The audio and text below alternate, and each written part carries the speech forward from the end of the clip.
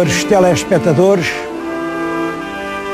eu hoje tenho um triste dia. Estou a aproveitar uma pequena abertura do sol num dia de chuva. E é um triste dia para um triste rei. Vou-lhes falar do reinado do rei Dom Afonso V.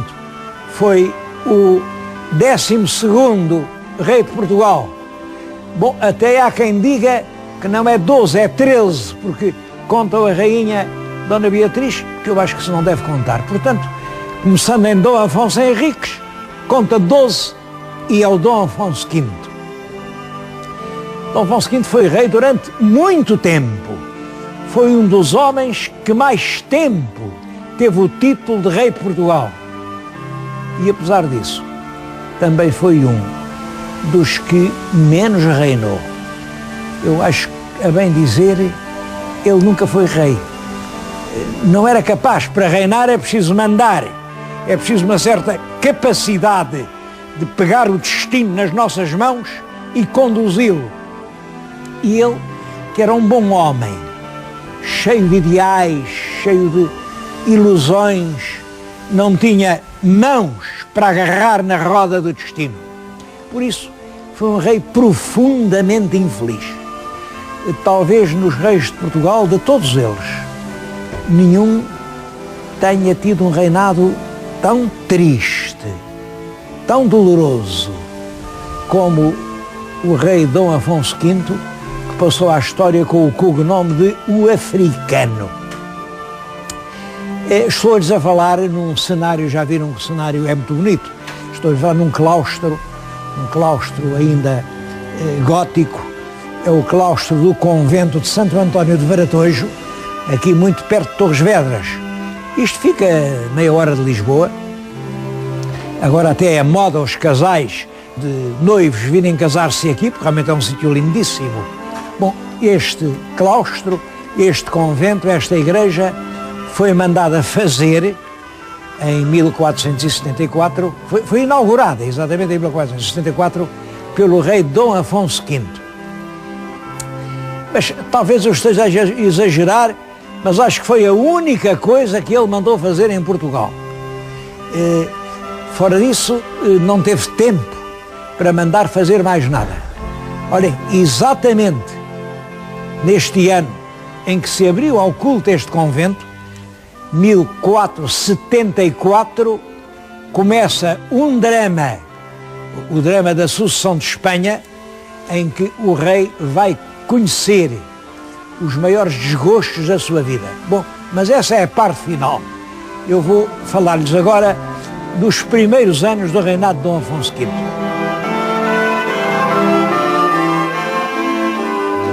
Ele era filho do rei Dom Duarte, o tal rei do leal conselheiro, e da rainha Dona Leonor de Aragão. Ele nasceu em 1432. Estava a acabar o reinado do grande Dom João I, boa memória. Filho de Dom João I, Dom Duarte, é rei em 33. Portanto, este menino é criado como filho do rei, mas Dom Duarte reinou só 5 anos, porque morreu de peste. E, portanto, o Dom Afonso V é aclamado rei em Tomar, onde o pai morreu, em 1438. Tem 6 anos. Como é que um menino de 6 anos pode ser rei de Portugal? Claro que não pode. Um menino de 6 anos é um menino de 6 anos. Bom, portanto, é preciso uma regência. E o rei Dom Duarte, ao morrer, teve perfeitamente consciência disso. Fez um testamento dizendo que, durante a menoridade daquele filho, até que ele atingisse os 14 anos, nessa altura entendia-se, aos 14 anos já se podia reinar, durante a menoridade, a regência ficaria à rainha viúva, à rainha Dona Leonor. Bom, morre o rei, abre-se o testamento, simplesmente. Há quem não concorde, sobretudo o infante Dom Pedro. O infante Dom Pedro era irmão do rei, era um homem de grandes qualidades e sempre esperou que diabo ter fim. Então morre o rei e agora fica a cunhada, uma princesa aragonesa que mal falava o português, a reinar em Portugal. Não pode ser. E Dom Pedro, apoiado nas classes do povo e sobretudo na Câmara de Lisboa, foi a Câmara de Lisboa que reuniu e disse: não pode ser, não queremos essa regente. Quem tem que ficar a reger como regente do reino de Portugal enquanto o rei não for adulto, tem que ser o infante Dom Pedro. Isto cria uma luta, o país divide-se, os grandes fidalgos estão todos a favor da regente, as cidades e as forças municipais estão todas a favor de Dom Pedro e a pobre regente é vencida, é expulsa, sai de Portugal, vai se refugiar em Castela, onde poucos anos depois morre envenenada. Não há dúvida nenhuma de que foi envenenada. Não se sabe quem envenenou. É claro que cá em Portugal dizia-se, foi o Dom Pedro. Mas também havia quem dissesse, não foi o Dom Pedro, foram coisas lá da política castelhana. Sei que o nosso Dom Afonso V, aos 6 anos é rei, mas o que ele assiste é lutas ferozes pela regência. É quando ele tem 10 anos, vê a mãe morrer envenenada e entretanto, quem governa em Portugal é o tio. A regência de Dom Pedro dura 10 anos. Começa em 1439 e termina em 1449. É uma década feliz, uma década de um governo acertado, providências progressivas, o país a andar para a frente. Bom, simplesmente, ele não era rei, era regente. E, portanto, o que estava combinado é quando aquele menino fizesse 14 anos, ele tinha que lhe entregar o governo. E havia uma outra questão. Aquele menino era rei. E com quem é que o menino havia de casar? Bom, se a menina que casasse com aquele menino vinha a ser rainha de Portugal. E aparecem duas pessoas interessadas. O primeiro é o próprio infante Dom Pedro. O infante Dom Pedro tem uma filha, bom, mas outro interessado é o Conde de Barcelos. Veio a ser mais tarde o Duque de Bragança. Também é filho de Dom João I, mas filho bastardo. É um fidalgo muito poderoso e esse fidalgo, já não é novo, tem uma netinha que se chama Isabel, que o avô quer ver casada com o rei de Portugal, Dom Afonso V. Não casou, porque o Dom Pedro antecipou-se e conseguiu o compromisso da rainha, mas devo dizer que a Dona Isabel vem a casar realmente com o rei, Dom João II de Castela. De qualquer maneira, isso criou logo entre o Conde de Barcelos, que é a Casa de Bragança, e o regente Dom Pedro, um ódio profundo, que se agravou ainda com outras coisas. Claro que se o menino nasceu em 1432, em 46 fez os tais 14 anos. Bom, e se fez os tais 14 anos devia ser rei. Mas aqui há uma comédia e veio o menino e diz, não, mas eu gosto muito do meu tio, eu peço-lhe que continue a ser regente, porque eu ainda estou muito novito, continua a ser regente. E o regente Dom Pedro não entrega o poder ao sobrinho. Continua de 46 até 48 e até mesmo 49 a dizer que ele é que é regente, ele é que manda. Entretanto, os grandes nobres fazem a cabeça ao rapazinho, que agora já tem 14, 15 anos, e dizem, então tu não vês, tu é que és o rei, então este homem está aqui a reinar, não, tens de pôr contra ele. E arranjam uma intriga pavorosa, uma intriga em que o infante Dom Pedro também não tem realmente a serenidade para resignar o poder. Sabem que o poder pega-se, o poder é como a grude. Uma pessoa que uma vez põe a mão no poder, custa muito a tirar a mão de lá. Só as pessoas superiores é que conseguem esquecer-se do que já foram. E realmente o infante Dom Pedro não teve essa superioridade. Não foi capaz de dizer, pronto, eu agora sou um particular, vou para a minha casa. Não, não. Continua a lutar, continua a querer defender-se e reúne todas as suas tropas, com um exército, e diz que vai dar explicações ao rei próprias, e o rei estava em Santarém. Todos os escritores dizem isso. Não, ele saiu de Coimbra para se explicar, justificar a Santarém. Ora bem, eu não percebo bem como é que ele indo de Coimbra para Santarém passou por Alfarrobeira. O senhor telespectador sabe onde é Alfarrobeira? Bom, 5 minutos depois de sair de Lisboa, passa aquelas portagens e está ali uma fábrica que é de cervejas. Então, Alfarrobeira é ali, quer dizer, ele estava às portas de Lisboa, a um dia de Lisboa e muito longe de Santarém. Ele vinha para Lisboa. E aí, o exército real ataca-o, mata-o e, portanto, o rei começa a exercer realmente o poder num ambiente de tragédia, porque a morte do infante Dom Pedro, que era um grande homem, sem dúvida nenhuma, emocionou o país e emocionou a Europa. O nosso reizinho é muito novo, ele não governa nada, quem manda é realmente o Conde de Barcelos, são os Braganças, é o Conde de Orém, o rei está na mão deles, faz condes, dá tudo, ele não tem força, deixa-se conduzir. Em 1453 acontece uma coisa que não tem nada a ver com Portugal, mas que é muito importante para todo o mundo. Os turcos entram em Constantinopla. Constantinopla era a capital do Império Romano do Oriente. Constantinopla era o baluarte da cristandade.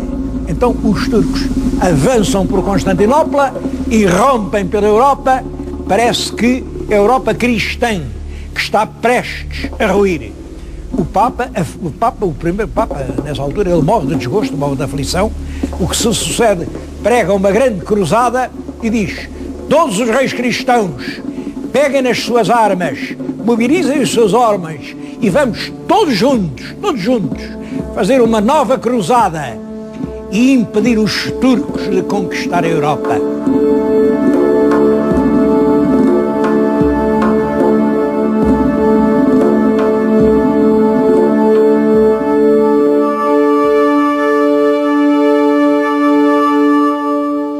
Mas naquele claustro fazia um vento agreste e gelado, e eu vim meter-me aqui, olhem, na cela de um dos frades franciscanos. Como vê, uma sala muito pequenina, era aqui que eles viviam. E vim falar-lhes da tal cruzada.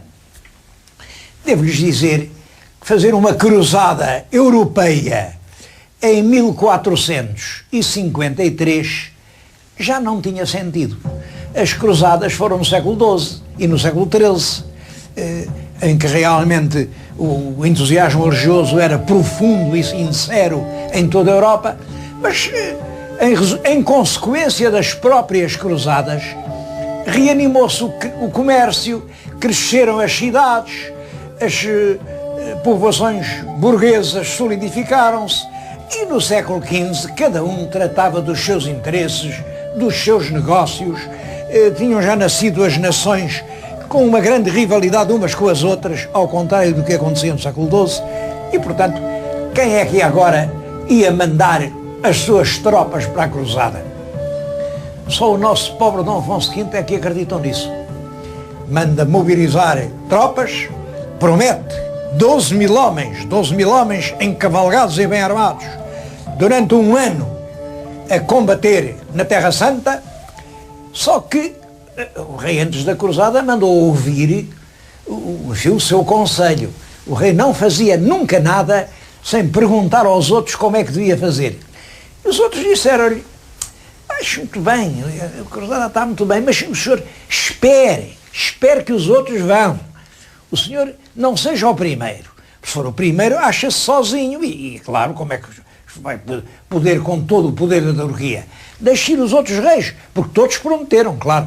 Já se sabia que todos prometiam e nenhum cumpria. E o nosso rei ficou à espera. É claro, ficou à espera. Ninguém foi à cruzada. E ele ficou com o exército, ficou com o dinheiro, ficou com uma armada. O que é que eu vou fazer? Reuniu outra vez conselho. Então vem esta ideia. Olha, se o senhor quer lutar contra os inimigos da cristandade, tem aqui os mouros. Vá a Marrocos. Vá a Marrocos. Como o senhor sabe, o seu pai, o rei Dom Duarte, quis conquistar Tanger e não conseguiu.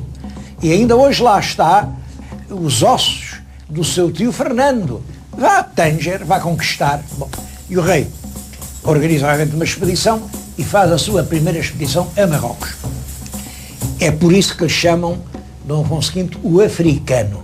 É que a partir da conquista da primeira cidade de Marrocos, que é uma pequeníssima cidade, Alcácer Seguer, é um portozinho cá embaixo, conquista Alcácer Seguer, e a partir daí a guerra de Marrocos é a obsessão completa do rei. Ele vai a Marrocos 3 ou 4 vezes, ele tenta conquistar Tanger, sofre desastres pavorosos numa das expedições, mataram-lhe mais de 300 portugueses, mas ele insiste, está dominado inteiramente pela ideia da guerra, é claro, e os fidalgos sempre conscientes, porque, naturalmente, a nobreza só tem a ganhar com o serviço militar. Eles não sabem fazer outra coisa, só sabem fazer a guerra, portanto, convém um rei que faça a guerra. O povo protesta, porque, claro, para a guerra é preciso impostos, cada vez mais impostos. As cortes protestam em Lisboa, protestam na Guarda, mas o rei não quer saber. A guerra de Marrocos é a sua grande obsessão e chega a ter realmente uma conquista. Ele em 1471, já em 71, conquista a cidade de Ercilla. Com a conquista de Ercilla, Tanger ficou numa posição tão difícil que se entregou. Estão a dar as horas, isto é engraçado, no mais antigo relógio que deu horas em Portugal. Este relógio foi mandado instalar aqui pelo próprio rei Dom Afonso V. Havia lá no norte um frade relojoeiro que sabia fazer relógios, e era um relógio muito engenhoso, que dava as horas certas. Claro, hoje já tem o maquinismo naturalmente elétrico, naturalmente, mas é o primeiro relógio que funcionou no país. E eu a falar-lhes em Ercilla. Pois conquista Ercilla, conquista Tanger, que era um velho sonho, e o rei africano julga que essa conquista do norte da África o vai fazer entrar na história. Simplesmente, entretanto, acontece outra coisa com que ele não tinha contado.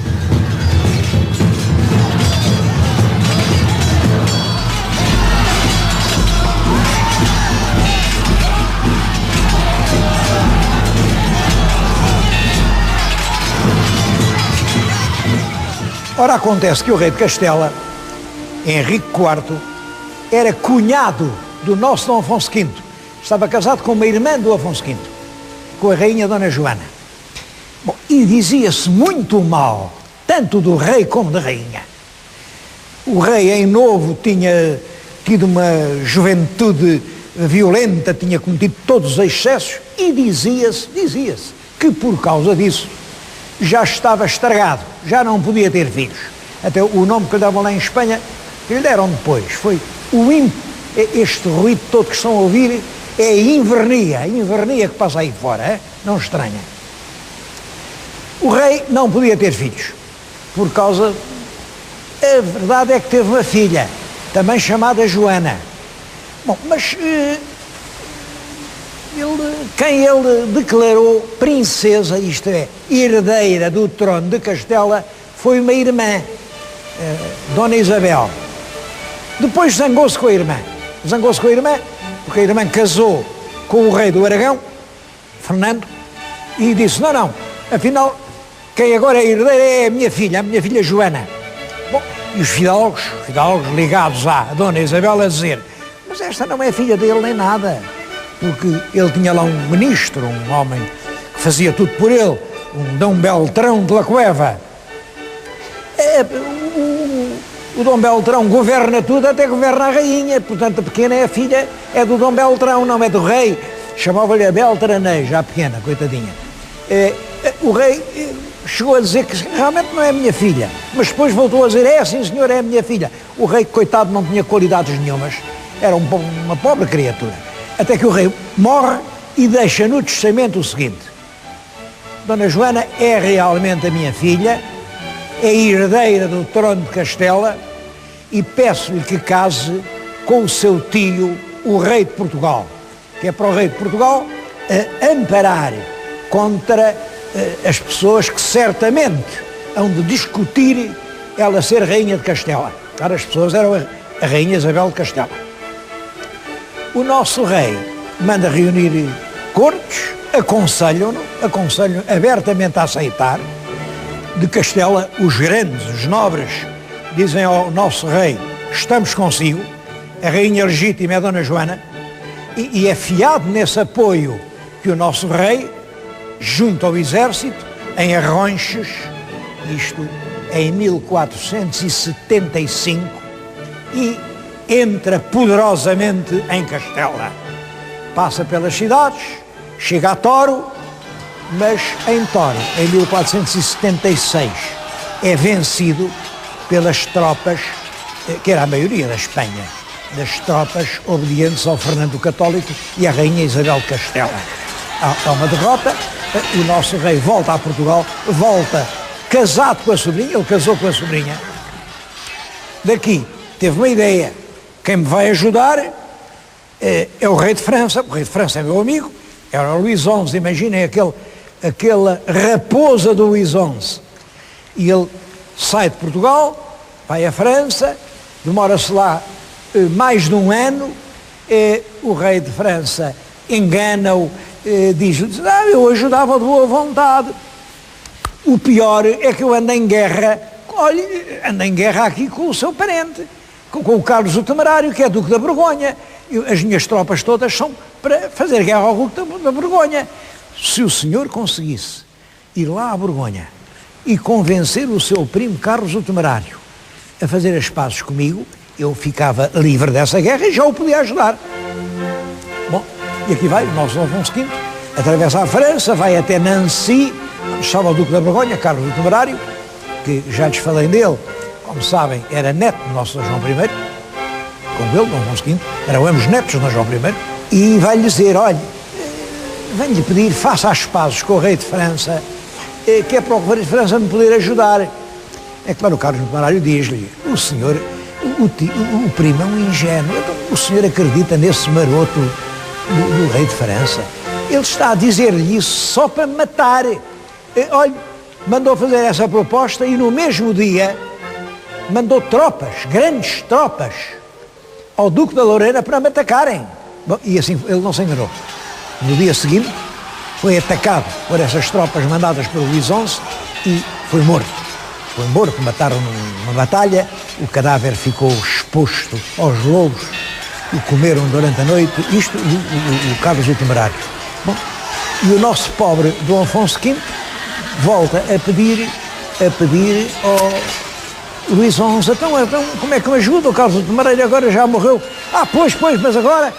Bom, arranjou ali uma série de demoras que o nosso pobre rei, desanimado, descursoado, resolve fugir do mundo e ir-se esconder em Jerusalém. Bom, e manda uma carta para Portugal a dizer ao filho, Dom João II: olha, assume tu o trono porque eu não quero mais ser rei, fica lá tu rei. E desapareceu, mas só desapareceu 2 dias. Isto para mim é um dos mistérios da nossa história. Ele só esteve fugido 2 dias, porque, é claro, o rei de França mandou logo cavaleiros que o apanharam. 2 dias depois, apesar disso, houve portugueses que correram a Portugal, deram notícia ao filho, ao Dom João II. O Dom João II faz-se aclamar rei em Santarém. É claro, foi rei por poucos dias, porque, entretanto, o Dom Afonso V, lá em França, embarcaram-no à força, puseram-no em Portugal. Ele chegou ali a Cascais, depois vem desembarcar em Paço de Arcos. O Dom João II entrega-lhe outra vez o poder, mas a partir daí ele já não pôde mais nada. Meteu-se aqui neste convento, há aqui em cima, olha, exatamente em cima deste sítio, um quartinho muito modesto, onde ele dormia.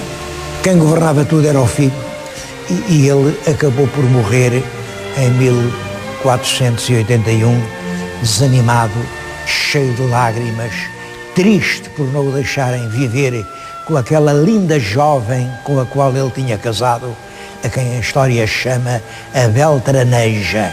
O emblema que adotou está ali naquela pedra. É uma roda de uma azanha que está a esparzir pingos d'água. Os pingos d'água são lágrimas. Bom, os cronistas dizem, são lágrimas pela primeira mulher. A primeira mulher, a filha do infante Dom Pedro, que lhe mataram. Bom, esta pedra já foi feita depois do segundo casamento com a segunda mulher. Por quem são aquelas lágrimas? É um rei cujo reinado decorre sempre entre lágrimas. Ele era realmente um homem bem intencionado, um homem crente, um homem ingênuo, um homem corajoso, mas durante aqueles longos 40 e tal anos que ele governou Portugal, o nosso país perdeu tempo na corrida das nações da Europa para um futuro melhor.